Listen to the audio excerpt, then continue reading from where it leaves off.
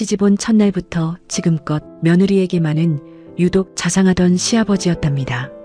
내 아들 잡아먹은 것도 모자라 계집아이 쌍둥이라니! 당장 전현을 이 집에서 내치거라!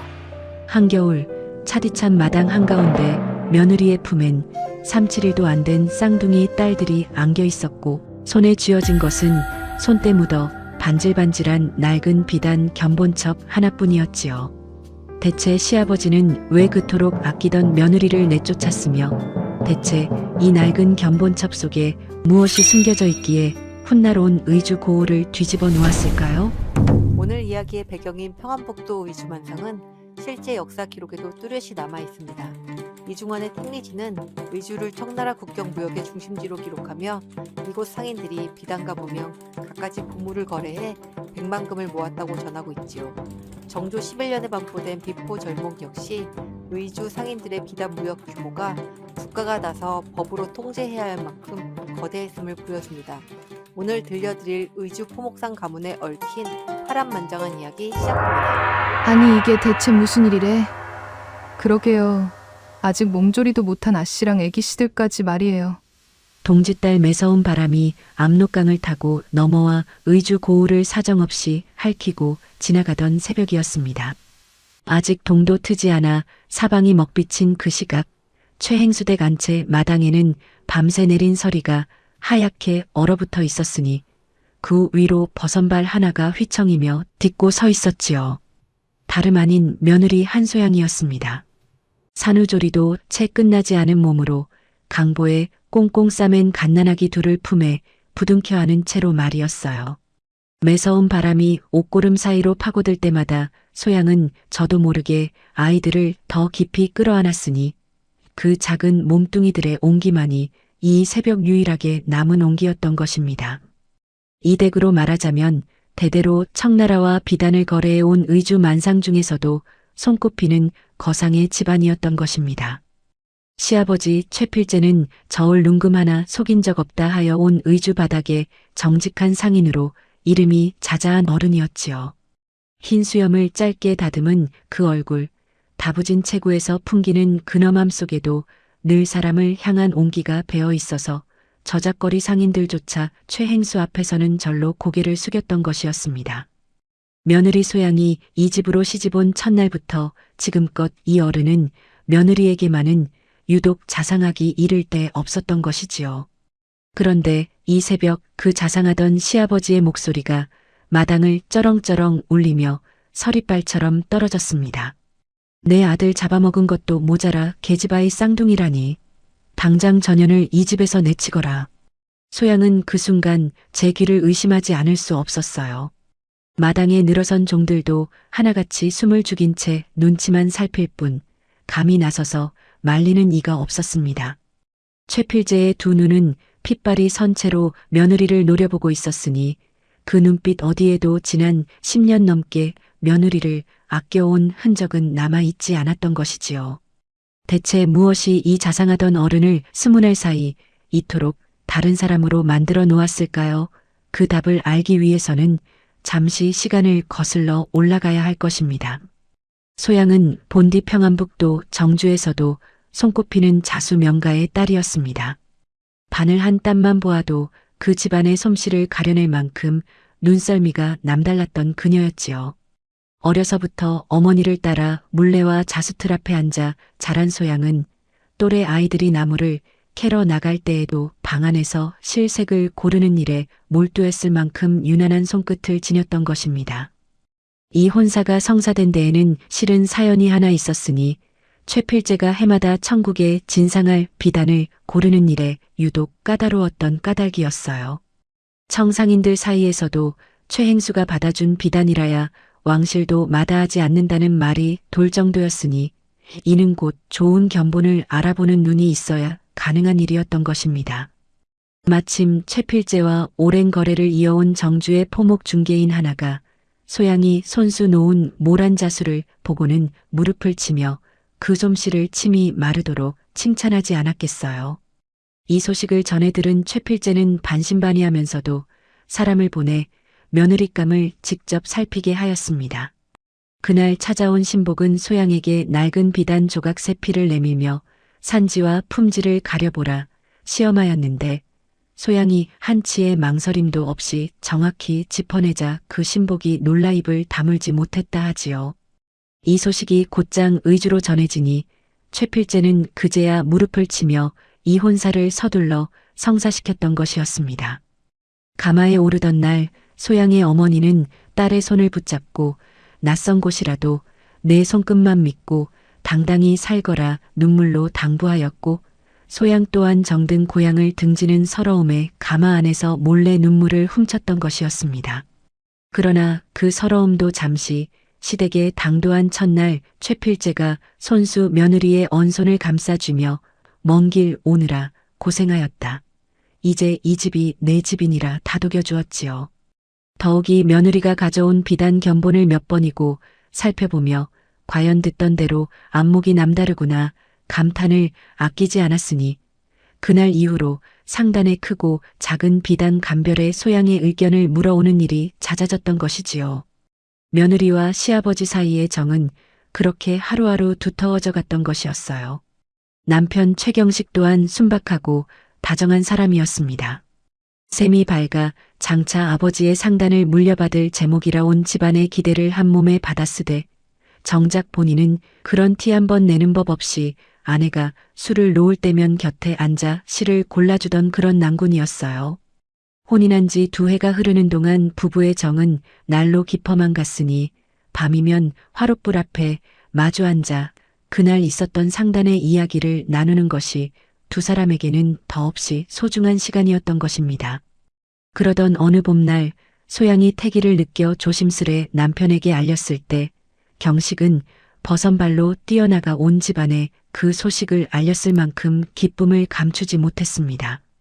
최필제 또한 그 소식을 듣자마자 하던 일을 모두 멈추고 며느리의 처소로 달려와 이제야 우리 집안에도 대를 이을 손이 태어나겠구나 하며 손수 산모의 몸보신을 챙길 정도로 손자를 기다리는 마음이 각별하였지요.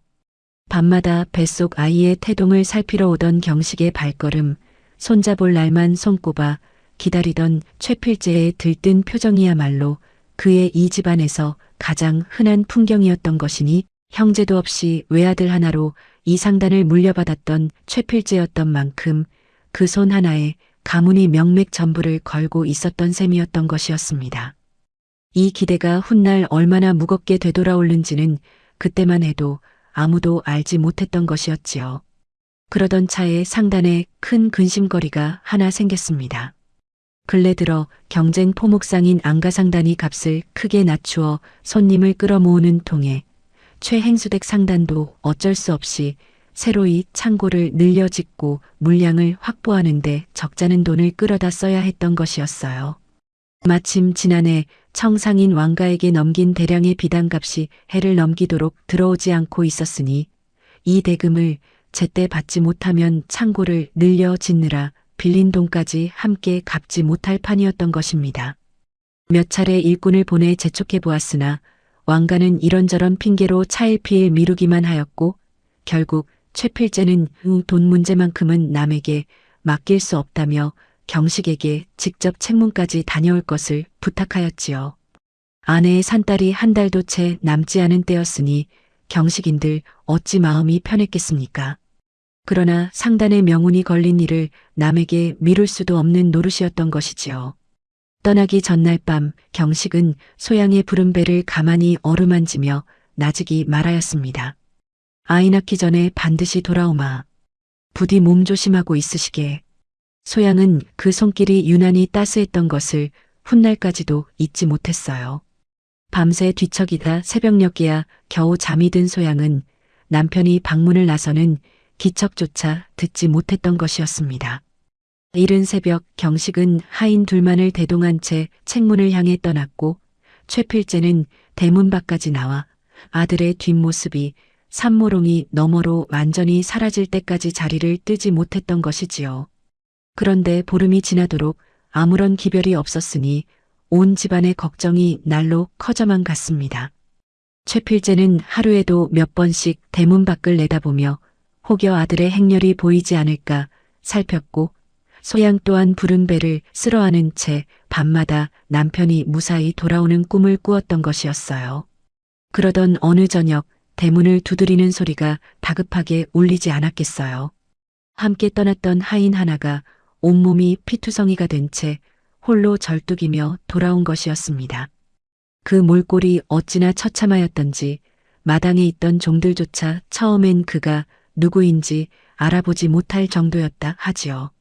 또 도련님께서 책문을 나서던 길에 산적을 만나 미처 손쓸 새도 없이 그 말을 끝으로 하인은 정신을 잃고 쓰러졌으니 집안 전체가 순식간에 통곡의 도가니로 변하고 말았던 것입니다. 최필재는 그 자리에 주저앉아 하늘을 우러르며 아들의 이름만 되낼 뿐이었고 소양 또한 그 소식을 듣는 순간 눈앞이 캄캄해지는 것을 느끼지 않을 수 없었지요.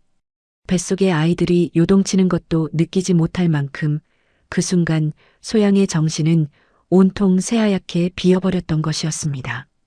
산세가 험한 데다 산적대가 날뛰는 길목이었던 터라 사람을 풀어 며칠을 뒤져보았으나 끝내 경식의 시신은 찾을 수 없었습니다. 이대로 너클 놓고 있을 수만은 없었으니 최필재는 결국 옷 한 벌을 관에 대신 넣어 혼을 불러들이는 초혼제를 치르기로 하였던 것이지요. 시신 없이 치르는 이 허장이야말로 산 사람의 마음을 갈래갈래 찢어놓는 일이었으니 지붕 위에 올라 아들의 저고리를 흔들며 보고보고보 3번 그 이름을 외치는 순간 마당에 모인 이들 중 눈물을 흘리지 않는 이가 없었던 것입니다. 소양은 만삭의 몸으로 상복 대신 소복만 겨우 걸친 채 빈관 앞에 엎드려 있었으니 그 곁을 지키던 늙은 종 하나가 아씨 몸이라도 챙기셔야지요. 몇 번이고 만류하였으나 소양은 자리를 뜨려 하지 않았던 것이었어요.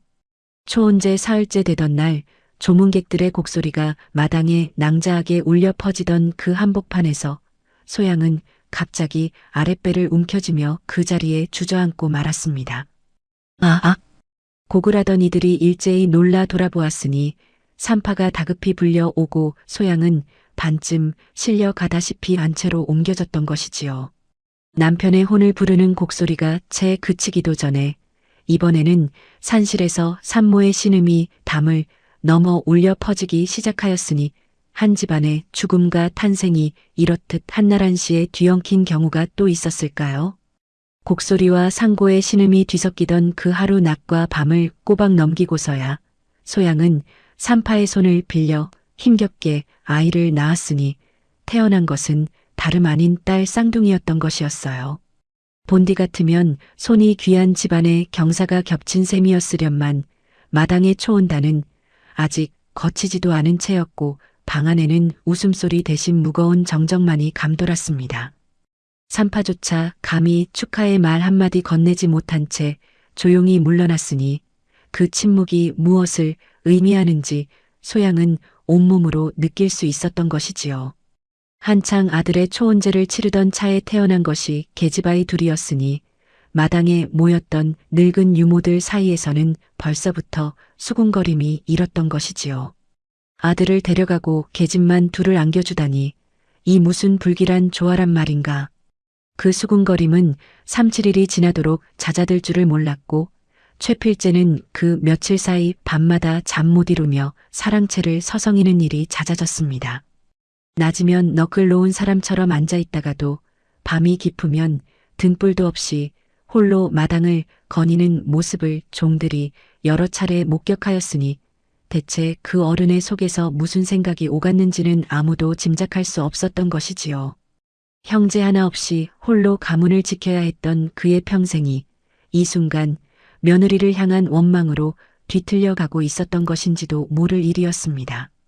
그리고 그렇게 20날 남짓 흐른 이 새벽 최필재는 끝내 며느리를 향해 그 서리빨 같은 호통을 다시 한번 내지르고 말았던 것입니다. 내 아들 잡아먹은 것도 모자라 계집아이 쌍둥이라니 당장 전현을 이 집에서 내치거라. 호통이 떨어지자 마당은 삽시간에 얼어붙었습니다. 아무도 감히 나서지 못하는 그 침묵 속에서 최필재는 성큼성큼 사랑채로 걸어 들어가더니 낡은 비단 견본첩 하나를 들고 나왔던 것이지요. 대대로 상단에서 천국 상인들과 거래를 틀 때 쓰던 겉장이 해지고 귀퉁이가 닳아 반질반질해진 그 첩이었습니다. 최필재는 그것을 소양의 품에 억지로 안기며 낮게 내뱉었습니다. 이거나 가지고 나가거라. 이 집안 물건 중 내게 줄 것은 이것 하나뿐이다. 그 말에는 한 치의 정도 남아있지 않은 듯 메말라 있었으니 소양은 그것을 받아든 팔이 부들부들 떨리는 것을 느끼지 않을 수 없었어요. 종들 몇이 눈치를 보며 대문을 열어 젖혔고 소양은 강보에 쌓인 두 딸을 품에 견본첩을 손에 쥔 채로 그 문턱을 넘어야 했던 것입니다. 등 뒤에서 대문이 매정하게 닫히는 소리가 울려 퍼졌으니 그것이 바로 이 모든 이야기의 시작이었던 것이지요. 대문이 등 뒤에서 매정하게 닫히는 소리를 들으며 소양은 그 자리에 한참을 서 있을 수밖에 없었습니다. 발밑에 서리는 버선 사이로 파고들어 발가락 마디마디가 저릿할 지경이었으나 그보다 더 시린 것은 방금 등 뒤에서 닫힌 저 대문 안에 자신의 자리가 더는 없다는 사실이었어요. 불과 어제까지만 해도 저 문턱을 오가며 상단의 비단을 살피던 자신이었건만 하룻밤 사이 이렇듯 낯선 처지가 되어버렸으니 그 어이없음에 눈물조차 나오지 않았던 것입니다. 강보 속 두 딸은 추위에 놀랐는지 자지러지게 울어대기 시작하였고 소양은 그제야 정신을 차려 발걸음을 옮기지 않을 수 없었지요. 갈 곳이라고는 어디에도 정해둔 바가 없었습니다. 친정인 정주까지는 인편으로도 여러 날이 걸리는 먼 길이었고 설령 간다 한들 갓 해산한 몸으로 어린 쌍둥이를 이끌고 그 험한 길을 헤쳐갈 재간도 없었던 것이지요. 더욱이 친정 부모님께 이 참담한 소식을 어찌 전해야 할지 생각만 해도 가슴이 미어졌으니 자상하던 시아버지에게 살낀 며느리로 내쫓겼다는 그 말을 어느 입으로 꺼낼 수 있었겠습니까? 그저 본능처럼 발이 향한 곳은 어릴 적부터 낯익은 압록강 물줄기 쪽이었으니 물소리라도 곁에 있으면 아주 혼자는 아니라는 실없는 위안이 들었던 것이었습니다.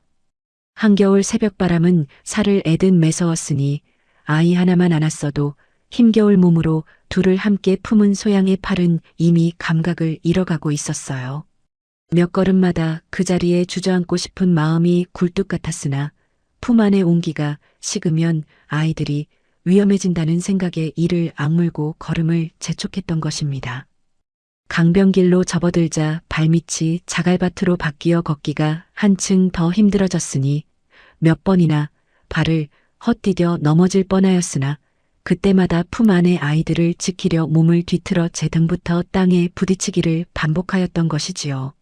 그렇게 얼마를 걸었을까 강변 가까이 다 쓰러져가는 폐가 하나가 눈에 들어왔으니 마지막 힘을 다해 그 안으로 몸을 밀어 넣었습니다. 지붕 한쪽이 무너져 내려 하늘이 훤히 보이는 그 폐가에서 소양은 아이들을 품에 꼭 끌어안은 채 벽에 등을 기대고 주저앉았어요. 온몸이 땀과 눈물로 젖어 있었으나 그 땀조차 차갑게 식어가는 것이 이대로 있다가는 셋이 함께 이 겨울밤을 넘기지 못할지도 모른다는 두려움이 소양의 가슴을 옥죄어 왔던 것이었습니다. 문짝도 성치 않은 그 폐가 안에서 소양이 몸을 웅크리고 있을 때였습니다.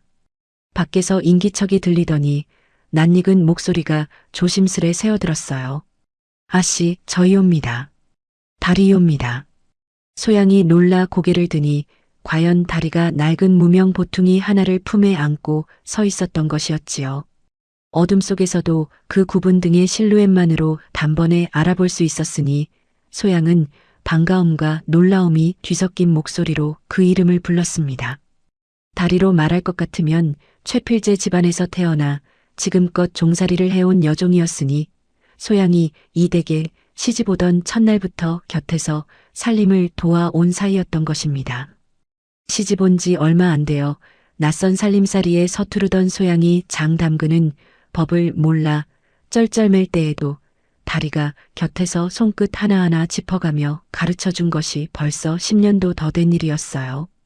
경식이 세상을 떠났다는 비보가 당도했을 때에도 초혼제 곡소리 사이로 소양이 산통을 겪을 때에도 언제나 곁을 지킨 이가 바로 이 달이었으니 소양에게는 친정 어미만큼이나 정이 깊게 든 존재였던 것이지요. 어찌 얘까지 따라왔단 말이냐. 위험한 일을 벌였구나. 소양이 놀란 마음에 이렇게 물으니 다리는 보퉁이를 풀어 마른 집과 조밥 몇 덩이 그리고 낡은 베네옷 한 벌을 내밀며 나직이 답하였습니다. 소인이 이 댁에서 나고 자란 지 50년이 넘었사온데 아씨를 이대로 내버려 둘 수야 있겠사옵니까? 소양은 얼어붙은 손으로 조밥 한 덩이를 받아들며 목이 메었습니다. 내가 이 밤에 어찌 나를 찾을 생각을 했더란 말이냐. 아씨께서 쫓겨나시는 뒷모습을 담 너머로 지켜보았사온데 그 발걸음이 예사롭지 않아 보여 몰래 뒤를 밟았을 뿐이옵니다. 다리는 그렇게 말하며 낡은 베네옷으로 아이들을 한 겹 더 감싸주었으니 소양은 그제야 얼어붙었던 마음 한구석이 조금이나마 녹는 것을 느끼지 않을 수 없었어요. 그런데 바로 그 시각 소양과 다리가 강변폐가에서 서로를 부둥켜 안고 있던 그 무렵 최행수댁 본가에서는 상상조차 못할 일이 벌어지고 있었습니다. 그간 최필재 행수에게 앙심을 품은 자들의 계략이 시작되고 있었지요. 한 명은 경쟁 포목점 주인인 안달수요. 한 명은 박좌수였습니다.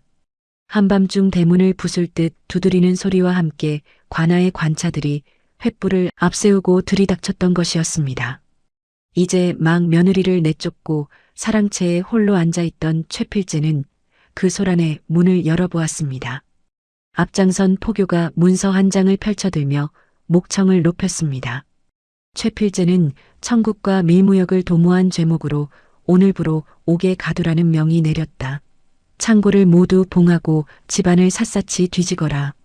관차들이 들이닥치는 그 소란 속에서도 최필재의 낯빛에는 놀람보다 오히려 기이한 침착함이 서려 있었습니다. 마치 언젠가 이 순간이 올 것을 이미 알고 있었다는 듯 그는 별다른 저항도 하지 않은 채 순순히 두 팔을 내밀어 결박을 받았던 것이지요. 곁에 있던 늙은 집사가 대감마님, 이게 대체 무슨 날벼락이란 말씀이십니까? 통곡하듯 외쳤으나 정작 최필재 본인은 그 물음에 아무런 답도 하지 않았습니다. 그저 결박된 두 손을 내려다보며 나직이 되낼 뿐이었어요. 올 것이 왔구나. 그 한마디가 무엇을 의미하는지 그 자리에 있던 그 누구도 헤아릴 수 없었던 것입니다. 창고 문이 부서질 듯 열리고 대대로 쌓아온 비단 필들이 관차들의 발길에 짓밟히는 모습을 지켜보면서도 최필재는 그저 눈을 감은 채 끌려갈 뿐이었지요. 대체 이 무고한 습격이 어디서부터 비롯되었는지 알기 위해서는 아비대까지 거슬러 올라가야 할 것입니다. 최필재의 아버지인 최덕보와 안치성은 본디 같은 해에 나란히 의주에서 포목점을 열었던 동갑내기 상인이었으니 처음 몇 해는 그 형세가 엇비슷하였던 것이지요. 그러나 어느 해 큰 흉년이 들어 의주 백성들이 굶주림에 시달리던 무렵 두 사람의 길이 완전히 갈리고 말았습니다. 최덕보는 곡간을 여러 값을 받지 않고 외상으로 무명을 내어주며 훗날 형편 되실 때 갚으시면 됩니다. 인심을 베풀었으나 안치성은 오히려 이때다 싶어 값을 2배로 올려받으며 백성들의 다급함을 이용하였던 것입니다. 그해 겨울이 지나자 의주 사람들의 발길은 하나둘 최가 상단으로 몰렸고 안가 포목점은 손님이 뚝 끊겨 문을 닫다시피 하였으니 안치성은 그 억울함을 풀 길 없어 죽는 날까지 이를 갈았다 하지요. 숨을 거두기 직전 안치성은 어린 안달수의 손을 부여잡고 이렇게 말하였습니다. 내가 이리 된 것은 다 최가놈 때문이다. 내가 잘하거든 반드시 저 집안을 짓밟아 내원을 풀어다오. 어린 나이에 아비의 그 마지막 말을 들은 안달수는 그날부터 최씨 집안을 향한 원한을 뼛속 깊이 새기고 자랐던 것이었어요. 장성하여 안가 포목점을 다시 일으켰을 때에도 그는 아비처럼 눈앞의 이문만 조차 질 낮은 비단을 상급품으로 속여 팔았으니 정직한 최필재의 상단이 나날이 번창하는 것을 곁에서 지켜보아야 하는 것이야말로 안달수에게는 가장 큰 형벌이었던 것이지요. 박좌수가 최필재에게 앙심을 품게 된 데에는 또 다른 사달이 있었더랍니다. 3년 전 천국의 진상할 비단을 거두어들이는 자리에서 박좌수가 관아의 이름을 빌려 필당값에 웃돈을 얹어 착복하려 한 적이 있었던 것이지요. 다른 상인들은 관아의 위세에 눌려 그저 속으로만 끙끙 앓았으나 최필제만은 달랐습니다. 그는 의주 객주의 자리에서 장부를 낱낱이 펼쳐 보이며 이렇게 말하였습니다. 좌수나리, 이 웃돈이 어디로 흘러들어가는지 여기 모인 상인들 앞에서 낱낱이 밝혀보시지요. 그 한마디에 박좌수는 얼굴이 시뻘겋게 달아오른 채 아무 대꾸도 하지 못하였고 결국 그 자리에서 착복 계획은 무산되고 말았던 것입니다. 이후로 박좌수는 여러 상인들 앞에서 그날의 굴욕을 곱씹으며 저 최가 놈만 아니었어도 하고 이를 갈아왔으니 앙심이 뼛속 깊이 사무쳐 있었던 것이었지요. 이렇듯 각자 최필제를 향한 해묵은 원한을 품고 있던 안달수와 박좌수였으니 두 사람이 손을 잡는 데에는 그리 오랜 시간이 걸리지 않았습니다.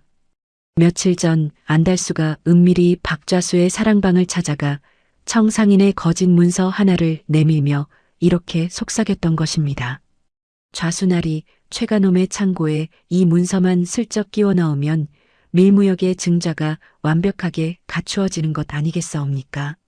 나리께서도 그리 바라시던 안갚음, 이참에 함께 하시지요. 박좌수 또한 그 제안을 마다할 이유가 없었던 것이지요. 안달수로서는 부친 때부터 이어진 열등감을 씻어낼 절호의 기회였으니 최가의 상단이 무너지는 그날만을 손꼽아 기다려온 세월이 무려 30년에 가까웠던 것입니다. 그렇게 두 사람의 손이 맞잡히니 죄 없는 최필제의 목에 밀무역이라는 누명이 순식간에 씌워지고 말았던 것이지요. 방금 본가를 덮친 그 관차들의 습격이야말로 바로 이 두 악연이 하나로 엮여 빚어낸 결과였던 것입니다. 멀리 강변 폐가에서도 본가 쪽 하늘이 붉게 물드는 것이 보였으니 소양이 놀라 벌떡 일어나 가 쪽으로 발걸음을 옮기려 하였습니다. 아버님이 위험하신 게 아니냐, 내 가서 살펴야겠다. 그러나 다리가 두 팔을 벌려 소양이 앞을 막아서며 다급히 고개를 저었습니다. 아니되옵니다, 아씨. 지금 가시면 아기씨들까지 위험해지시옵니다. 소양이 그 말에도 물러서지 않으려 하자 다리는 소양의 두 손을 붙잡으며 목소리를 낮추었습니다. 대감마님께서 아씨를 내치시기 며칠 전 소인에게 은밀히 당부하신 것이 있었사옵니다. 혹연에게 무슨 일이 생기거든 며느리와 아기씨들을 지켜라. 때가 되면 알게 될 것이다 하셨사옵니다. 지금은 그 뜻을 따를 때이지 나설 때가 아니옵니다. 소양은 그 말에 다리에서 힘이 풀려 그 자리에 주저앉고 말았어요. 시아버지가 자신을 내쫓던 그 서리빨 같던 얼굴 뒤에 대체 무슨 속내가 숨겨져 있었단 말이었을까요? 자신을 향해 그토록 매섭게 몰아세우던 그 입에서 정작 자신과 아이들의 안위를 걱정하는 당부가 흘러나왔다니 도무지 앞뒤가 맞지 않는 일이었으나 붉게 물든 밤하늘 아래서 소양이 할 수 있는 것은 그저 그 말을 붙들고 버티는 것뿐이었던 것이지요.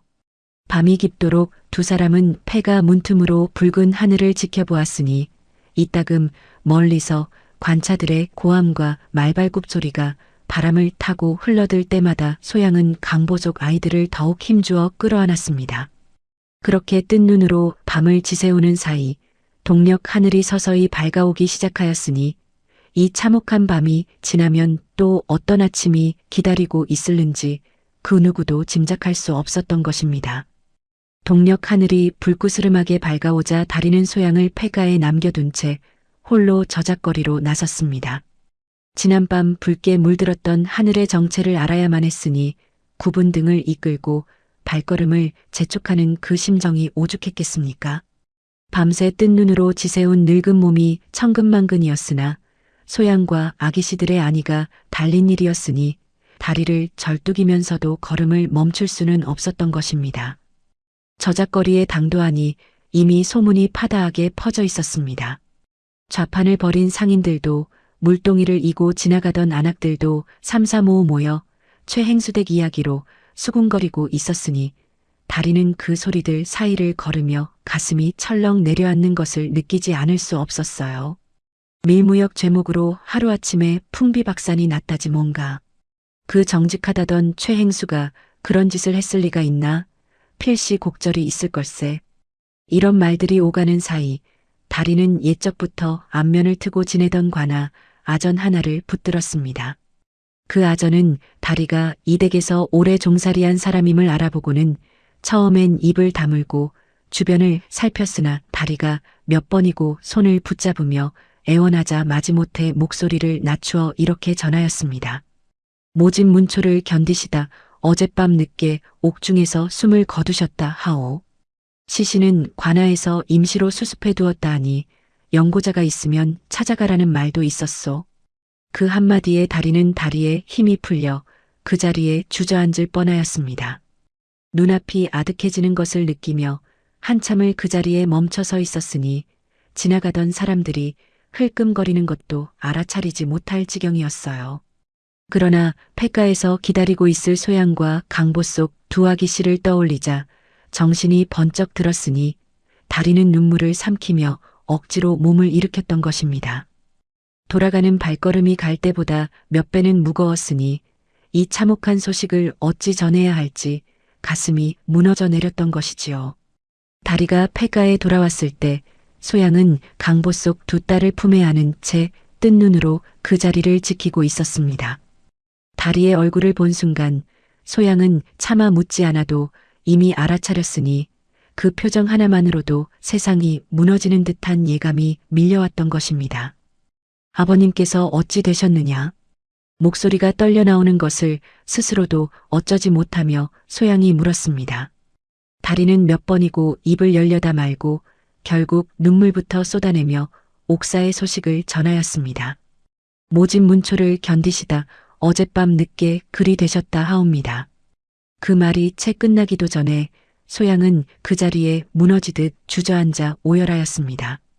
상복 한 벌 제대로 갖추어 입지 못한 몸으로 향한 자루 피우지 못한 채 시아버지의 넋을 기려야 했으니 이 서러움을 어디에 하소연할 수 있었겠습니까? 밤새 자신을 내쫓던 그 매정한 얼굴이 눈앞에 어른거렸으나 동시에 시집온 첫날 언 손을 감싸주던 그 따스한 손길, 비단 견본을 보며 감탄하던 그 흐뭇한 미소도 함께 떠올라 소양의 마음은 원망과 그리움 사이에서 갈피를 잡지 못했던 것입니다. 어찌 그리 매정하게 저를 내치시더니 이리 허망하게 가신단 말입니까? 소양은 허공을 향해 몇 번이고 되뇌며 눈물을 쏟았으니 강보 속에서 잠든 두 딸의 얼굴을 내려다볼 때마다 그 서러움은 더욱 사무쳤던 것이지요. 아이들에게는 이제 조부의 얼굴을 보여줄 길조차 영영 사라져버렸으니 말입니다. 다리 또한 곁에서 함께 눈물을 훔치며 그저 소양의 등을 가만히 쓸어줄 뿐 달리 할 수 있는 것이 없었던 것입니다. 폐가에서 며칠을 버티던 두 사람은 더 이상 그곳에 머물 수 없다는 것을 뼈저리게 깨달았습니다. 지붕이 무너져 내린 폐가로는 매서운 겨울바람을 도무지 막을 도리가 없었으니 밤마다 아이들이 추위에 자지러지게 우는 것을 지켜보아야 하는 것이야말로 소양에게는 가장 견디기 힘든 일이었던 것이지요. 다리가 수소문 끝에 압록 강변 외딴 곳에 버려진 움막 하나를 찾아냈으니 본디 뗏목꾼들이 잠시 머물던 오두막이었다는 그곳은 벽이 성치 않고 지붕도 군데군데 새는 형편없는 거처였으나 그마저도 감지덕지할 수밖에 없는 처지였습니다. 두 사람은 그 움막을 손봐가며 근근히 살림을 꾸려나가기 시작하였습니다. 다리가 강가에서 나무를 주워다 얽어 벽틈을 메우면 소양은 진흙을 이겨 그 틈새를 발랐으니 손끝이 얼어 감각이 없어지도록 이래도 하루하루 겨우 눈비를 피할 정도의 거처를 만드는데도 여러 날이 걸렸던 것입니다. 첫 겨울은 유난히 혹독하였으니 조밥 한 덩이로 하루를 나야 하는 날도 부지기수였고 아이들이 배를 골아 우는 소리에 소양이 밤새 뜬 눈으로 지새운 날도 헤아릴 수 없었던 것이지요. 그렇게 힘겹게 하루하루를 버티다 보니 어느덧 계절이 몇 번이고 바뀌어 세월이 10년 가까이 훌쩍 흘러가 버렸던 것입니다. 소양은 살아가기 위해 자신의 유일한 재주인 바느질과 자수에 매달릴 수밖에 없었습니다. 정주자수 명가의 딸로서 갈고 닦은 그 솜씨야 어디 가지 않았으니 소양이 지은 저고리와 수놓은 보자기는 볼품없는 재료로 만들었음에도 그 태가 남달랐던 것이지요. 밤늦도록 관솔불 하나의 의지에 바늘을 놀리다 보면 손끝이 부르트기 일쑤였으나 그렇게 지은 물건을 장터에 내다 팔아야만 두 딸의 입에 죽 한 그릇이라도 넣어줄 수 있었으니 그 손을 멈출 수가 없었던 것입니다. 그러나 장터에 이를 내다 팔려 할 때마다 소양의 정체를 알아본 이들이 하나둘 손사래를 치며 물러섰습니다. 저 여인이 바로 아들 잡아먹고 살을 몰고 다닌다는 그 며느리 아니냐? 저희가 만진 물건을 어찌 몸에 걸치겠느냐? 한 번은 어느 안악이 소양이 지은 저고리를 흥정하다가도 옆 사람이 귀갯말로 소양의 정체를 일러주자 화들짝 놀라 그 자리에서 물건을 내려놓고 달아나듯 자리를 뜬 일도 있었으니 소양은 그 뒷모습을 바라보며 몇 번이고 장터 한복판에서 눈물을 삼켜야 했던 것입니다. 그나마 사정을 모르는 뜨내기 장사치들이 이따금 물건을 받아주었기에 두 딸을 완전히 굶기지 않을 정도의 벌이는 겨우 이어갈 수 있었던 것이지요. 그러나 그 손가락질과 배척이 하루 이틀도 아니고 10년 세월 내내 이어졌으니 소양의 마음속에 쌓인 그 응어리가 오죽했겠습니까? 세월이 흐르며 쌍둥이 자매도 무럭무럭 자라났습니다. 언니 다은은 어려서부터 어미 곁에 앉아 바느질하는 모습을 지켜보기를 유독 즐겼으니 5살 무렵부터는 헌천 조각에 몰래 실을 꿰어 서투른 대로 꽃 모양을 수놓아 보곤 하였습니다. 어느 날 소양이 물을 기르러 나갔다 돌아와 보니 다은이 구석에 앉아 무언가에 골몰해 있었으니 가까이 다가가 살펴본 소양은 놀라움을 감추지 못했던 것입니다. 헌 무명천 위에 서투르나마 분명 꽃 모양을 이루고 있는 자수한 땀 한 땀, 그 안에는 이미 남다른 눈썰미가 엿보였기 때문이었어요. 어미가 가르쳐주지 않았거늘 어찌 이리 고운 것을 놓았단 말이냐. 다은은 놀란 어미의 목소리에 움찔하며 천을 감추려 하다가 이내 수줍게 웃으며 대답하였습니다. 어머니 하시는 걸 보고 따라 해보았습니다. 잘못하였사옵니까? 소양은 딸의 그 조심스러운 물음에 그만 눈시울이 붉어졌으니 그 순간 딸에게서 자신의 젊은 시절을 보는 듯하여 가슴이 뭉클해졌던 것입니다. 이 험한 살림 속에서도 자신의 재주가 대를 이어 피어나고 있다는 사실이 소양에게는 실로 오랜만에 느껴보는 벅찬 감정이었던 것이지요. 그날 이후로 소양은 밤마다 관솔불 아래서 틈틈이 다은에게 바늘 잡는 법과 색실 고르는 법을 하나하나 가르치기 시작하였고 다은의 솜씨는 하루가 다르게 늘어갔던 것입니다. 동생 다혜는 언니와는 사뭇 다른 재주를 타고났습니다. 장에 나가 물건을 팔 때면 다혜가 어미 곁에 붙어서서 상인들이 흥정하는 소리를 유심히 듣곤 하였는데 어느 날부터인가 상인들이 주파나를 튕기기도 전에 다혜가 먼저 정확한 값을 입에 올려 주변 사람들을 놀라게 하였던 것입니다. 이 무명세필에 저명주 2자를 더하면 은자서 돈하고 몇 푼이 더 드는 게지요? 이런 다혜의 물음에 늙은 상인이 눈을 크게 뜨며 주판을 튕겨보고는 혀를 내둘렀습니다. 아니, 이 어린 것이 어찌 그리 셈이 빠르단 말이냐. 내 평생 장사를 해왔어도 이런 아이는 처음 본다. 그 말을 곁에서 듣던 소양은 문득 시아버지 최필재의 모습이 겹쳐 보여 마음 한구석이 아려왔던 것이지요. 할아버지의 얼굴 한 번 본 적 없는 아이가 어찌 이리도 그샘 재주를 빼닮았는지 저작거리를 오가며 물건값을 가늠하는 다혜의 눈빛에서 언젠가 상단의 장부를 넘기던 최필재의 진지한 눈빛이 스치는 듯 하였으니 이것이야말로 핏줄의 신비라 할 수밖에 없었던 것입니다. 두 자매가 17살이 되었을 무렵부터는 마을 서당에서 들려오는 글 읽는 소리에 자꾸만 발걸음이 이끌렸습니다. 정식으로 서당에 들어갈 형편은 못 되었으니 자매는 담장 밖 양지 바른 곳에 쪼그려 앉아 안에서 흘러나오는 훈장의 낭독 소리를 몰래 엿듣곤 하였던 것입니다. 다은은 그 소리를 들으며 나뭇가지로 흙바닥에 글자를 따라 그렸고 다혜는 옆에서 그 글자가 맞는지 틀리는지를 지켜보며 함께 익혔으니 두 자매가 서로를 스승삼아 글을 깨우쳐가는 모습이야말로 이 가난한 움막살이 가운데 유일한 변이었던 것입니다. 겨울에는 손이 얼어 나뭇가지를 쥐기도 힘들었으나 자매는 서로의 손을 마주 비벼가며 그 자리를 떠나지 않았습니다. 이따금 서당 훈장이 담장 밖에 인기척을 눈치채고 나와 보았다가 남루한 차림의 쌍둥이가 흙바닥에 또박또박 글씨를 그려놓은 것을 발견하고는 놀란 얼굴로 한참을 들여다보다 아무 말 없이 돌아가곤 하였다 하니 이 소문이 훗날 어떤 인연으로 이어질는지는 그때만 해도 아무도 알 수 없었던 것이지요. 한편 다리는 나무를 캐거나 상리를 핑계 삼아 틈틈이 저작거리와 관아 근처를 오갔습니다. 겉으로는 그저 늙은 안악의 나들이로 보였을 이 발걸음 속에는 실은 최필제가 남긴 마지막 당부를 향한 무언의 다짐이 담겨 있었던 것입니다. 다리는 안달수의 안가상단을 지날 때마다 그 저울을 유심히 살폈으니 손님이 없을 때와 있을 때 저울추를 슬쩍 바꿔치기 하는 수법을 몇 차례나 목격하고 마음에 새겨두었습니다. 한 번은 안달수의 점원이 눈치채지 못하게 저울대 밑에 작은 쇳덩이를 끼워 넣는 것까지 똑똑히 지켜보았으니 다리는 그날 밤 움막으로 돌아와 그 광경을 몇 번이고 되새기며 잊지 않으려 애썼던 것이지요. 또한 관아 앞을 지날 때면 쇠곡을 거두어들이는 광경을 먼발치에서 지켜보았는데 박자수가 정한 양보다 훨씬 많은 곡식을 거두어들이면서도 관아 장부에는 적은 양만 기록하는 것을 눈치채고는 속으로 혀를 찼던 것입니다. 늙은 몸으로 이런 것들을 살피는 일이 힘에 부칠 때도 많았으나 다리는 때가 오면 이 모든 것이 쓰일 것이다라던 최필제의 유언을 되새기며 그 발걸음을 멈추지 않았던 것이지요.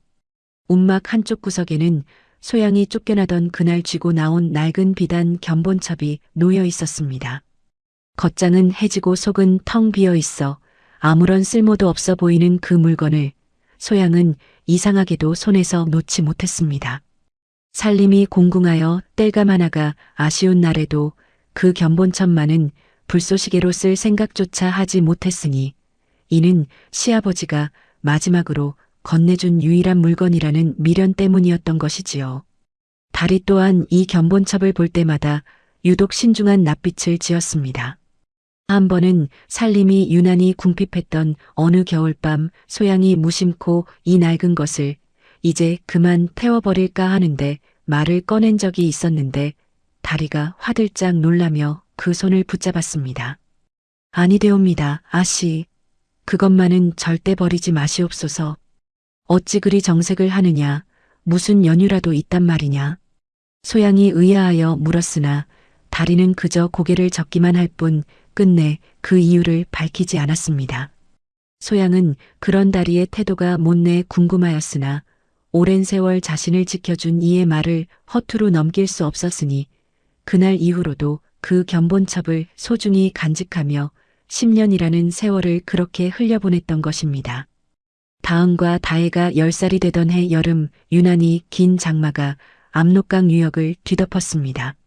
며칠이고 그치지 않는 비에 강물이 불어 움막 근처까지 흙탕물이 차오를 지경이었으니 눅눅한 습기와 썩은 물냄새가 온 마을을 뒤덮었던 것이지요. 그에 따라 유독 열병이 심하게 돌았으니 강가 마을 아이들이 하나둘 고열에 시달려 눕는다는 소문이 벌써 며칠째 저작거리를 떠돌고 있었던 것입니다. 소양은 혹여나 하는 마음에 두 딸의 이마를 저녁마다 짚어보곤 하였는데 어느 날 밤 자리에 누운 다은의 이마가 유난히 뜨거운 것을 느끼고 소스라치게 놀랐습니다. 황급히 옆에 누운 다혜의 이마도 짚어보았으나 놀랍게도 그 아이 역시 불덩이처럼 달아올라 있었으니 쌍둥이답게 두 딸이 같은 밤 같은 시각에 나란히 고열에 신음하기 시작했던 것입니다. 어머니 머리가 너무 아파요.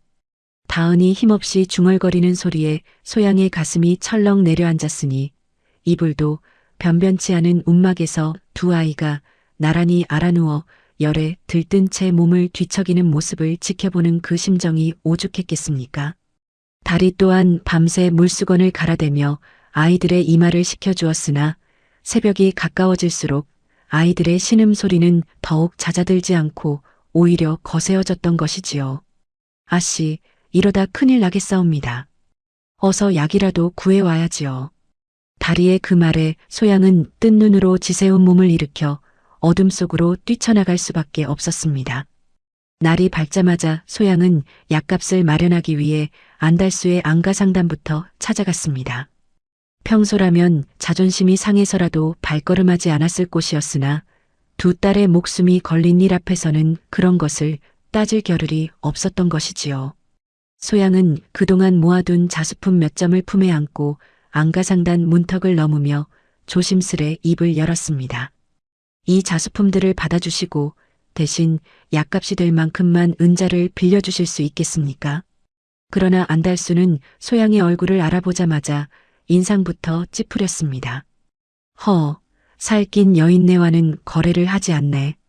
자네가 만진 물건이 우리 상단에 들어오면 부정이나 타지 않을까 걱정일세. 점원들조차 안달수의 그 말에 슬금슬금 소양에게서 물러나며 눈치를 보았으니 소양은 그 자리에서 문전박대를 당하고 만 것이었습니다. 매몰차게 등을 돌리는 안달수의 뒷모습을 바라보며 소양은 두 주먹을 꽉 쥔 채 눈물을 삼킬 수밖에 없었던 것이지요.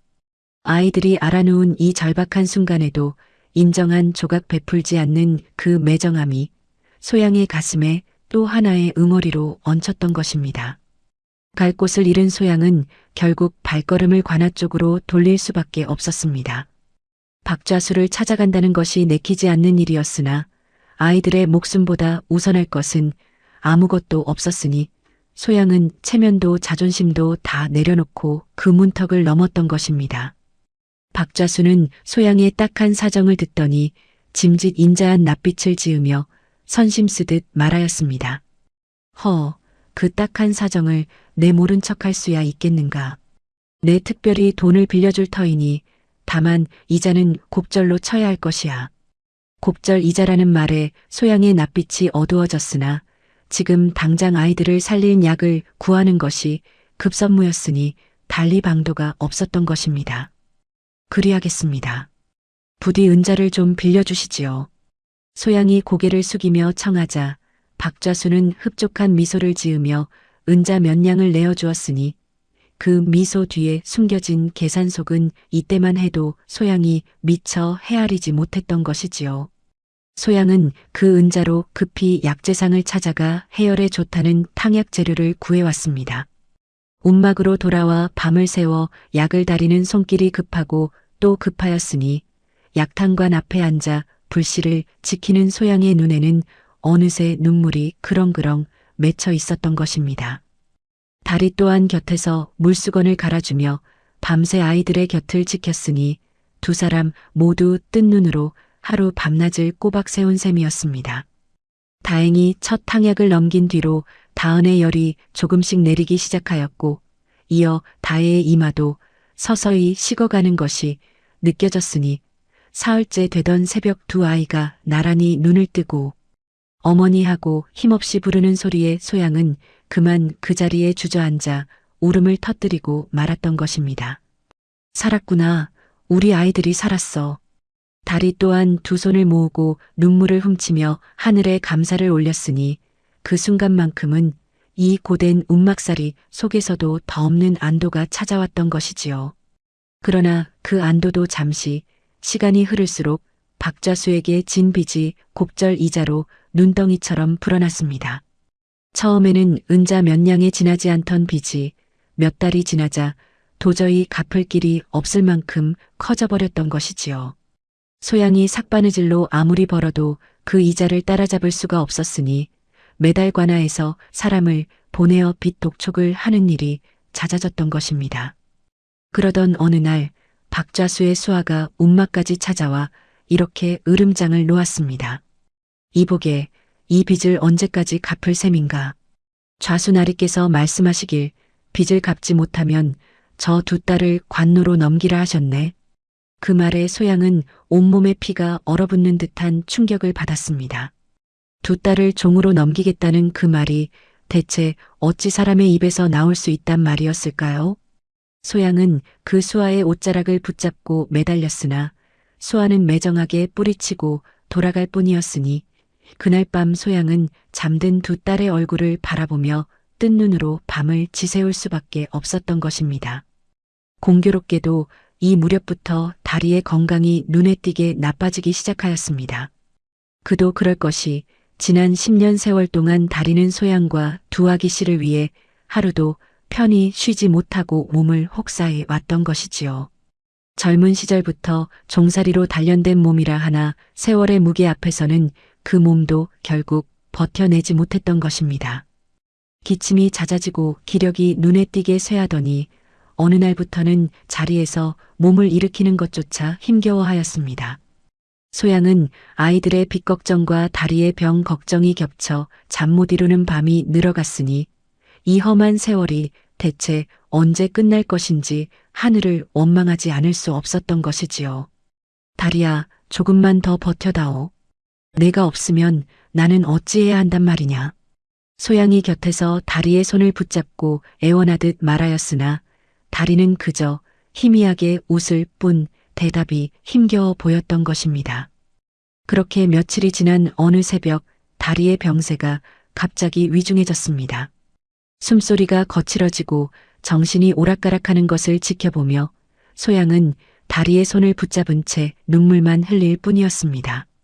그런데 다리가 문득 정신을 붙잡은 듯 눈을 크게 뜨더니 힘겹게 입을 열었습니다. 아씨 소인이 이제 갈 때가 된 듯하옵니다. 그 전에 꼭 전해야 할 말이 있사옵니다. 무슨 말이냐? 아무 말 말고 힘을 아끼거라. 소양이 만류하였으나 다리는 고개를 저으며 힘겹게 말을 이어갔습니다.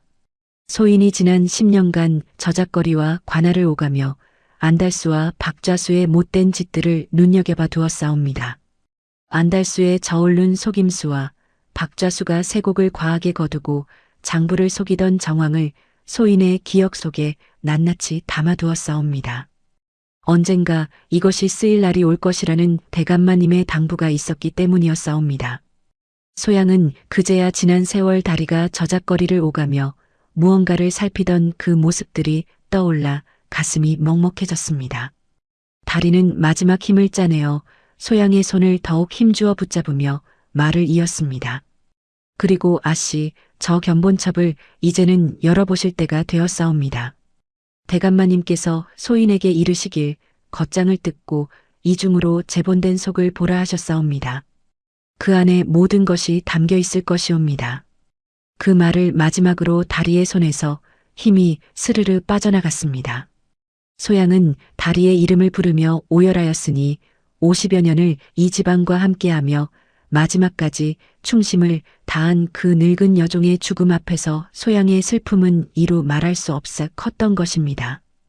두 딸 또한 그 곁에서 함께 눈물을 흘리며 다리의 손을 붙잡았으니 이 움막에서 지난 10년을 함께 버텨온 이의 마지막 가는 길이 이토록 쓸쓸하다는 것이 못내 애달팠던 것이지요.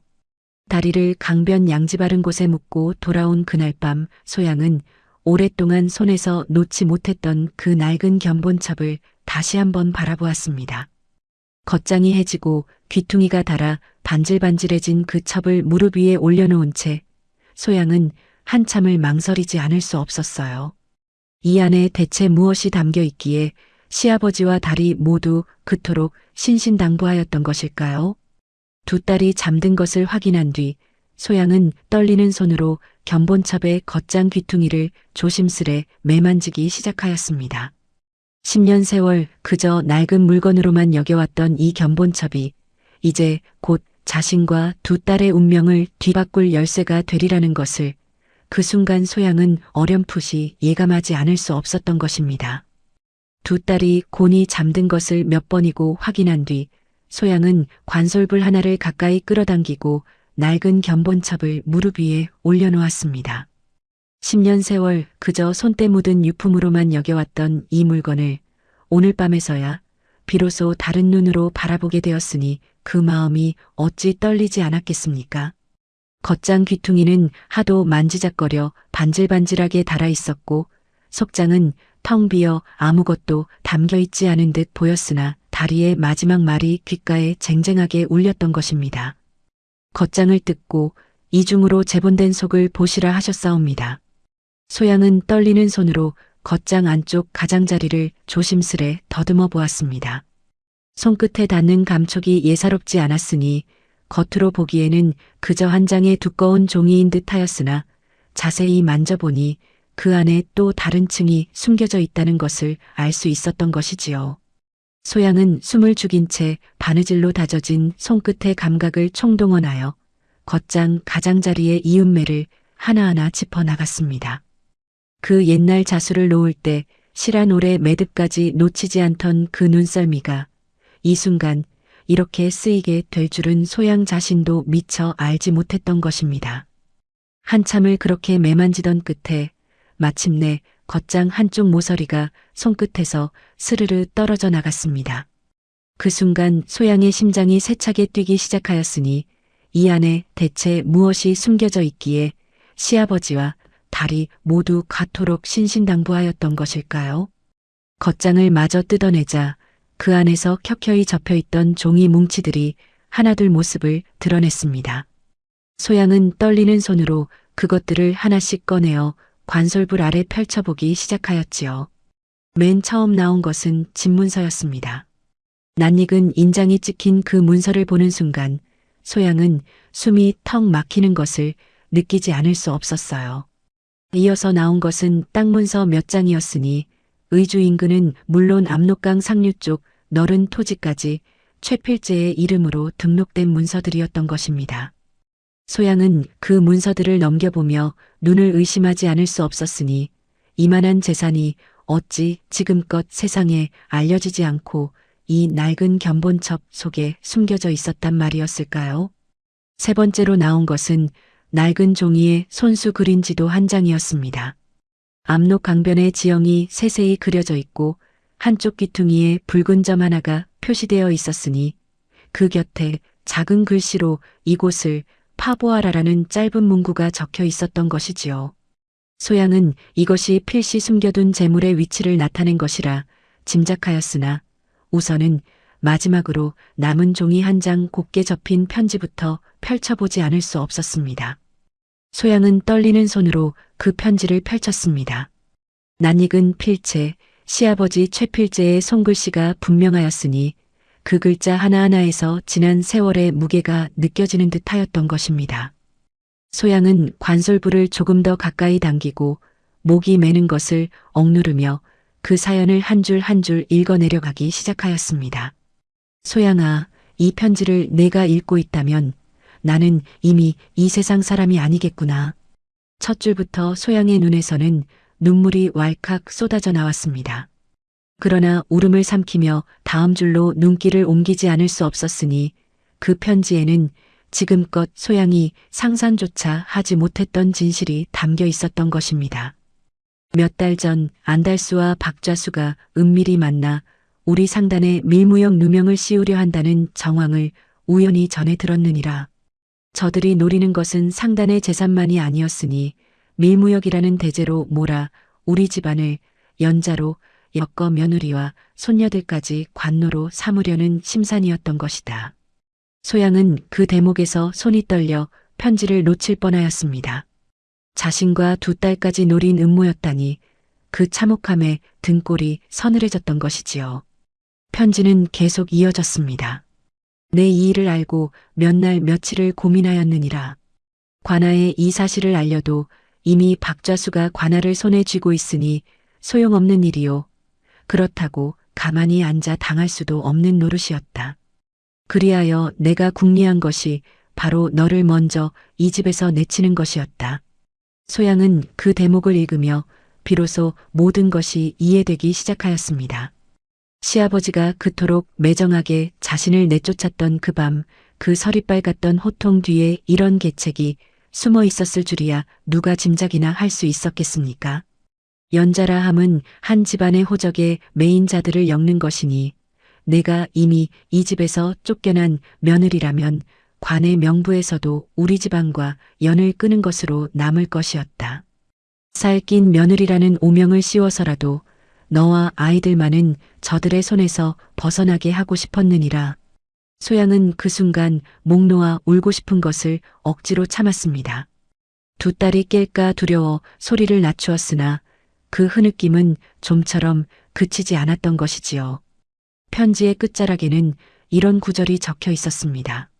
내가 옥에서 어찌되든 너와 아이들만은 살아남아야 한다. 나를 원망하거라. 평생 매정한 시아버지로 기억해도 좋다. 너와 내 손녀들만 살릴 수 있다면 나는 기꺼이 그 이름을 지고 가겠다. 소양은 그 구절을 읽고 또 읽으며 오열하였습니다. 지난 10년간 시아버지를 향해 품어왔던 원망이 이 한 통의 편지로 인해 그리움과 죄책감으로 뒤바뀌는 것을 느끼지 않을 수 없었던 것이지요.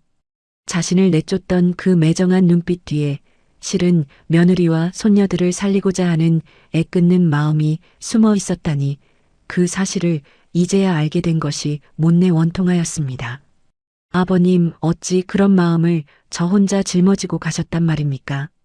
소양은 편지를 가슴에 품은 채 한참을 흐느꼈으니 강보에서 잠들었던 그 갓난아기들이 어느새 자라 곁에서 곤히 잠든 두 딸의 얼굴을 바라보며 이 모든 것이 저 아이들을 위한 것이었음을 다시금 되새기지 않을 수 없었던 것입니다. 편지를 다 읽은 소양은 문득 다리가 마지막으로 남긴 말을 떠올렸습니다. 안달수의 저울른 속임수와 박좌수의 세곡 착복 정황을 낱낱이 지켜봐 두었다던 그 말이 이제 이 편지 속 진실과 정확히 맞아떨어지는 것을 깨달은 것이지요. 최필재가 예견했던 그 음모 그리고 다리가 10년간 몰래 지켜봐 온 저 두 악인의 비리가 이렇듯 하나로 엮이니 이것이야말로 하늘이 마련해 준 물증이 아니고 무엇이겠습니까?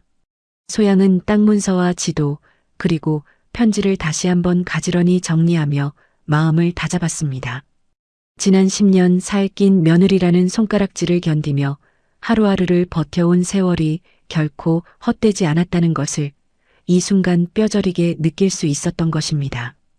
아버님의 뜻을 이제야 알겠습니다. 이제 제가 그 뜻을 이어받아야 할 차례이겠지요.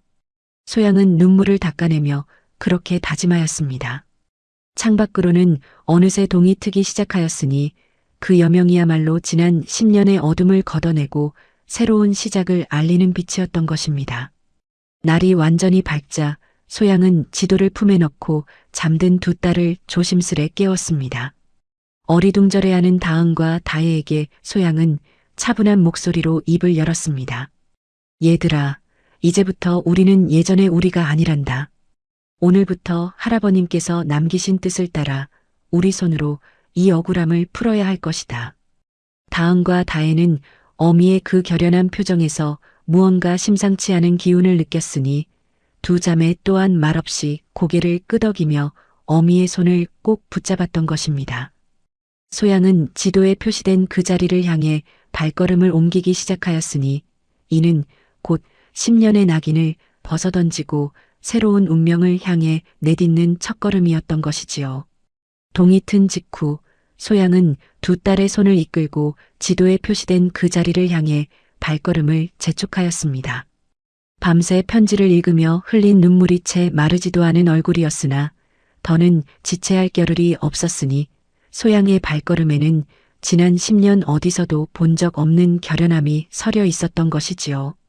다은과 다혜는 어미의 그 낯선 기세에 눌려 평소와 달리 제잘거림도 없이 묵묵히 뒤를 따랐습니다. 압록강 상류 쪽으로 반나절을 걸어 올라가니 지도에 그려진 대로 큰 바위 3개가 나란히 서 있는 외딴 언덕이 눈에 들어왔습니다. 소양은 그 지형을 확인하는 순간 가슴이 세차게 뛰는 것을 느끼지 않을 수 없었으니 10년 세월 손에서 놓지 못했던 그 낡은 견본첩이 마침내 이런 곳으로 자신을 이끌었다는 사실이 새삼 기이하게 느껴졌던 것입니다. 다혜가 먼저 그 바위 밑동 주변을 살피다 흙빛이 유독 다른 자리를 발견하고 외쳤습니다. 어머니, 여기 흙빛이 다른 곳이 있어요. 누군가 파헤친 흔적이옵니다. 과연 다혜의 말대로 그 자리만 유독 흙빛이 검고 잡초도 성글게 자라 있었으니 세월이 흘러 겉으로는 자연스럽게 덮인 듯 보였으나 자세히 살피면 분명 사람 손에 닿았던 흔적이 남아 있었던 것입니다. 소양과 다은이 나뭇가지와 맨손으로 번갈아 흙을 파헤치기 시작하였습니다. 손톱 밑이 흙투성이가 되고 손끝이 아려왔으나 그 누구도 그 손을 멈추려 하지 않았지요. 다은은 자수를 놓느라 야무러진 손끝으로 흙을 파내며 어머니, 이 흙이 다른 흙보다 부드럽사옵니다. 필시 예전에 파낸 자리인 게지요 하고 조심스레 말을 건넸으니 그 침착한 판단력에 소양은 잠시 딸의 성장을 새삼 느끼지 않을 수 없었던 것입니다. 그렇게 한참을 파내려 가던 끝에 마침내 단단한 무언가가 손끝에 닿았습니다. 기름종이로 겹겹이 쌓인 항아리 하나였으니 조심스레 그 뚜껑을 열자 안에는 은괴가 가득 담겨 있었던 것입니다. 소양은 그 은빛 광채를 바라보며 한참을 말을 잇지 못했으니 이것이야말로 시아버지가 마지막까지 지키고자 했던 그 마음의 무게였던 것이지요. 다은과 다혜 또한 그 은괴를 보며 눈이 휘둥그레졌으나 소양은 이내 정신을 가다듬고 두 딸에게 나직이 일렀습니다. 이것은 우리를 위한 재물이 아니라 억울함을 풀기 위한 도구일 뿐이란다. 정신을 놓지 말고 하나하나 해나가자꾸나. 두 딸은 그 말에 고개를 끄덕이며 항아리를 조심스레 감싸 안았으니 10년 만에 처음으로 새 모녀의 얼굴에 어떤 결기가 함께 서리는 순간이었던 것입니다. 은괴를 수습한 소양은 곧장 관아로 향하였습니다. 관아로 향하는 그 길, 소양의 머릿속에는 지난 10년 박좌수에게 겪었던 온갖 수모가 스쳐 지나갔으니 곱절 이자를 강요하던 그 능글맞은 미소, 딸들을 관노로 넘기겠다던 그 잔인한 협박까지 하나하나 되새기며 소양은 오히려 마음을 더욱 굳게 다잡을 수 있었던 것입니다. 박좌수는 소양이 은자를 들고 나타나자 처음엔 의아한 낯빛을 감추지 못했으니 10년 세월 공궁하게 살아온 여인이 대체 어디서 이런 재물을 구했는지 궁금증을 감추지 못하는 눈치였던 것이지요. 그동안 진 빚을 오늘 이 자리에서 모두 청산하고자 합니다. 소양은 떨림없는 목소리로 그렇게 말하며 은괴를 내려놓았습니다. 박좌수는 흠칫 놀라면서도 짐짓 여유로운 척 헛기침을 하며 받아들었으나 그 눈빛 속에는 이미 당황스러움이 역력히 드러나 있었던 것입니다. 이 많은 은자를 대체 어디서? 그것까지 좌수나리께서 아실 필요는 없을 듯합니다. 소양의 그 단호한 대답에 박좌수는 말문이 막혔으니 10년 전 문전박대와 협박을 일삼던 그 상대가 이렇듯 당당하게 자신 앞에 설 줄은 꿈에도 몰랐던 것이지요. 박좌수는 애써 위엄을 갖추려는 듯 헛기침을 두어 번 더 하였으나 소양의 흔들림 없는 눈빛 앞에서 그 위엄이라는 것이 얼마나 초라한 것이었는지 스스로도 느꼈을 법하였습니다. 소양은 빈 문서를 손수받아 하나하나 확인한 뒤 곧장 몸을 돌려 관아를 나섰습니다. 그러나 이것은 시작에 불과하였으니 소양의 발걸음은 이미 다음 목적지를 향하고 있었던 것입니다. 소양은 그 길로 의주 관찰사가 순시차 머물고 있던 객사를 찾아갔습니다. 지방 좌수의 비리를 다스릴 권한이 있는 상급 관원에게 직접 호소하기 위함이었으니 소양은 품 안에서 최필제의 편지와 땅 문석 그리고 지난 10년간 다리가 마음에 새겨두었던 안달수와 박좌수의 비리 정황을 낱낱이 적은 진술서를 함께 내밀었습니다.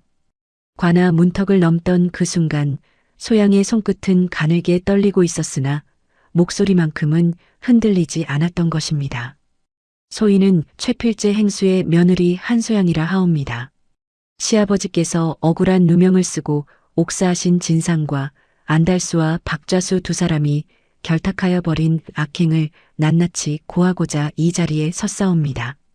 관찰사는 처음엔 반신반의하는 낯빛이었으나 최필제가 생전에 남긴 편지의 필체와 인장을 확인하고 이어 소양이 제시한 여러 증자들 안달수의 저울 속임수를 목격한 정황과 시기, 박좌수가 세곡을 과다 징수하고 장부를 조작한 구체적인 날짜와 물량까지 을 낱낱이 살피고는 점차 낯빛이 굳어지기 시작하였습니다. 관찰사가 그 진술서를 한 장 한 장 넘겨보며 미간을 좁히는 모습을 지켜보는 소양의 심장은 터질 듯 뛰었으니 지난 10년 다리가 목숨처럼 지켜온 그 기억들이 이제야 세상의 빛을 보게 되는 순간이었던 것입니다. 이 진술이 어찌 이리도 상세하단 말인가. 마치 곁에서 직접 지켜본 것처럼 날짜와 물량까지 낱낱이 기록되어 있으니 관찰사가 그렇게 묻자 소양은 눈시울을 붉히며 답하였습니다. 소인 곁을 10년간 지켜준 늙은 여종이 있었사온데 시아버지의 유지를 받들어 목숨을 걸고 저 두 사람의 악행을 낱낱이 지켜보아 두었사옵니다. 허나 그 여종은 이미 세상을 떠났으니 이 진술이 곧 그이의 마지막 유언이라 여겨주시옵소서. 관찰사는 그 말에 잠시 숙연해지더니 이내 결연한 목소리로 명을 내렸습니다. 이것이 사실이라면 결코 가벼이 넘길 일이 아니로다. 즉시 두 사람을 잡아들여 국문하라. 그 한마디에 마침내 10년을 짓눌러온 억울함이 풀리기 시작하는 순간이었던 것입니다. 며칠 뒤 안달수와 박좌수는 나란히 오라에 묶여 관아마당에 끌려 나왔습니다.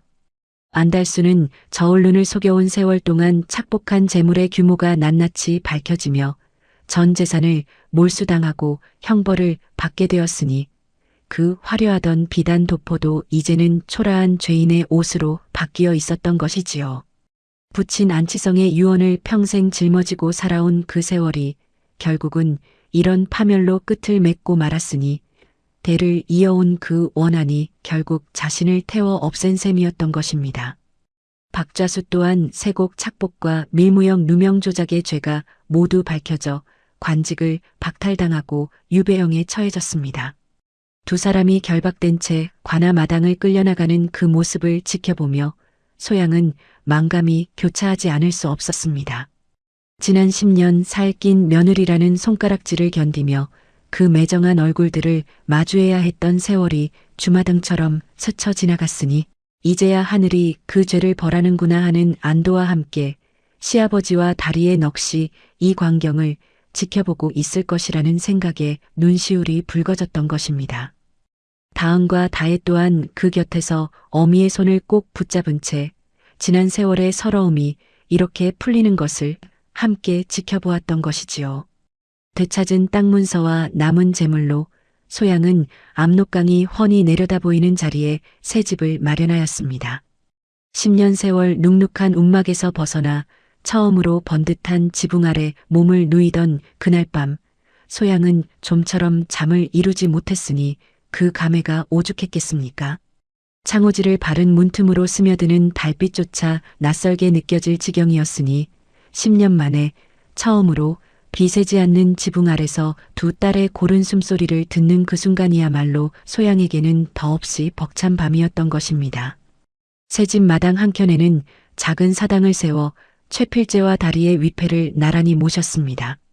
사당을 짓는 동안 소양은 손수 나무를 고르고 향로를 마련하였으니 이는 그 누구에게도 미룰 수 없는 자신만의 몫이라 여겼던 것이지요. 아버님 다리야. 이제야 편히 쉬실 수 있는 자리를 마련해드렸습니다. 소양이 향을 피워 올리며 그렇게 고하자 다은과 다혜 또한 그 곁에 나란히 서서 절을 올렸으니 이 작은 사당이야말로 지난 10년의 모든 고난과 은혜를 담아낸 자리였던 것입니다. 향 연기가 가늘게 피어올라 하늘로 흩어지는 것을 바라보며 소양은 비로소 마음 한구석에 응어리가 풀리는 것을 느끼지 않을 수 없었던 것이지요. 세월이 흐르며 다은의 자수 솜씨는 더욱 깊어져 갔습니다. 소양이 되찾은 상단의 이름으로 다시 비단을 다루기 시작하자 다은이 손수 놓은 자수 병풍과 자수 비단이 저작거리에서 입소문을 타기 시작하였으니 그 섬세함과 기품이 예사롭지 않다는 평판이 삽시간에 퍼져나갔던 것입니다. 밤낮으로 바늘을 놀리며 한 땀 한 땀에 정성을 쏟는 다은의 모습을 지켜보던 소양은 문득 자신의 젊은 시절과 그 옛날 정주에서 자수를 놓던 시절이 겹쳐 보여 가슴이 뭉클해지곤 하였던 것입니다.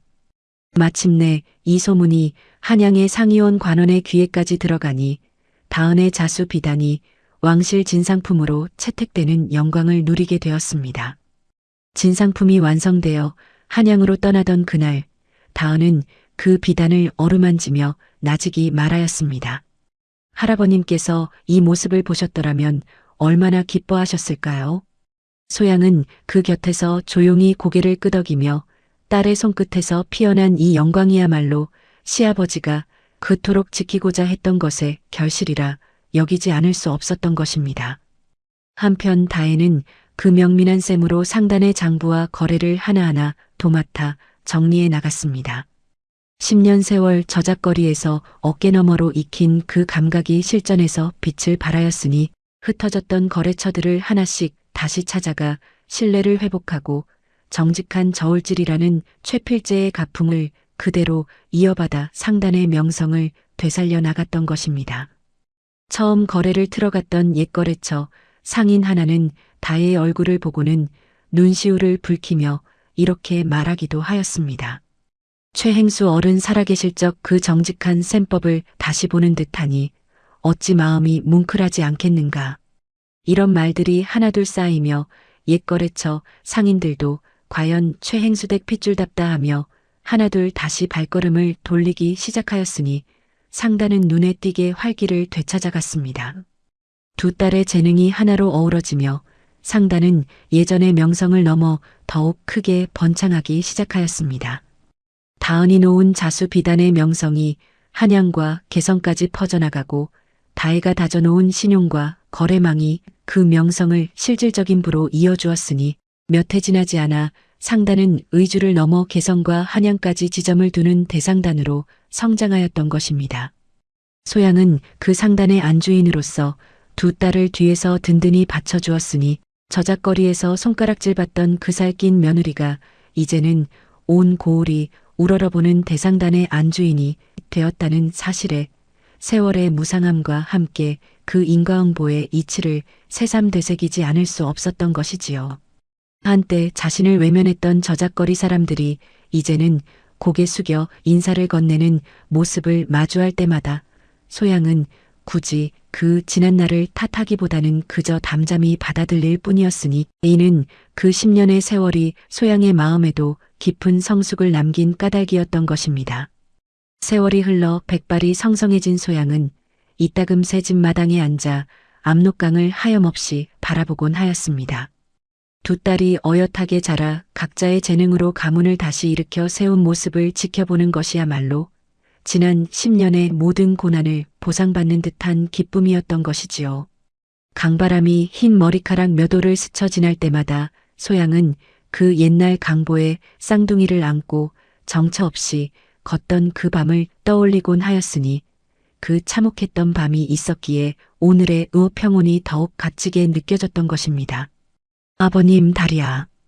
이제 이 아이들을 보고 계시지요. 소양은 강물을 바라보며 나직이 그렇게 읊조렸으니 흐르는 강물 위로 지난 세월의 서름과 그리움이 함께 실려 흘러가는 듯하였습니다. 그렇게 소양은 두 딸이 일으켜 세운 가문의 영광을 지켜보며 평온하고 안온한 말년을 보내게 되었던 것입니다. 여러분, 오늘 들려드린 이 이야기 어떠셨습니까? 자상하던 시아버지가 하루아침에 매정한 얼굴로 돌변하여 며느리를 내치던 그 순간 시청자 여러분들도 저와 함께 가슴이 철렁 내려앉으셨을 것입니다. 허나 그 매정함 속에 숨겨진 것은 원망이 아니라 며느리와 손녀들을 살리고자 하는 애끓는 부정이었다는 것을 우리는 뒤늦게야 알게 되었지요. 겉으로 드러난 모습만으로 사람의 속을 함부로 재단할 수 없다는 것, 이것이 바로 이 이야기가 우리에게 건네는 첫 번째 가르침이 아니겠습니까? 또한 이 이야기는 우리에게 이렇게 묻고 있는 듯합니다. 아들이 아니라 딸을 낳았다 하여 그것이 어찌 죄가 될 수 있단 말입니까? 다은과 다혜, 이 두 딸이 훗날 어미와 가문을 다시 일으켜 세운 것을 보면 핏줄의 귀함은 아들, 딸을 가려서 정해지는 것이 아니라 그 사람의 재능과 마음가짐에서 비롯되는 것임을 새삼 깨닫게 되는 것이지요. 그리고 무엇보다 안달수와 박좌수 두 사람의 말로를 지켜보며 우리는 하늘의 이치가 결코 헛되지 않다는 것을 다시 한번 확인하게 됩니다. 눈앞의 이익에 눈이 멀어 남을 속이고 짓밟는 자는 그 죄가 아무리 오래 감추어져 있다 한들 언젠가는 반드시 그 대가를 치르게 되는 법이니 이것이야말로 예로부터 전해 내려오는 권선징악의 이치가 아니겠습니까? 여러분의 인생에도 지금 당장은 이해할 수 없는 매정함이나 시련이 찾아올 때가 있을 것입니다. 허나 오늘 이 이야기의 소양처럼 그 시련 속에서도 흔들리지 않고 자신의 자리를 지켜 나간다면 언젠가는 그 모든 것이 헛되지 않았음을 알게 되는 날이 반드시 찾아올 것이라 믿습니다. 오늘도 이 조선 야담꾼과 함께 예시이야기 속 인생의 지혜를 나누어 주셔서 진심으로 감사드립니다. 이 이야기가 마음에 와닿으셨다면 부디 구독과 좋아요 부탁드립니다. 여러분의 그 작은 손끝 하나가 저희에게는 큰 힘이 되고 앞으로도 더 좋은 이야기로 보답하는 원동력이 된다는 것을 잊지 말아주시기 바랍니다. 그럼 다음 이야기에서 또 뵙겠습니다. 편안한 밤 되세요.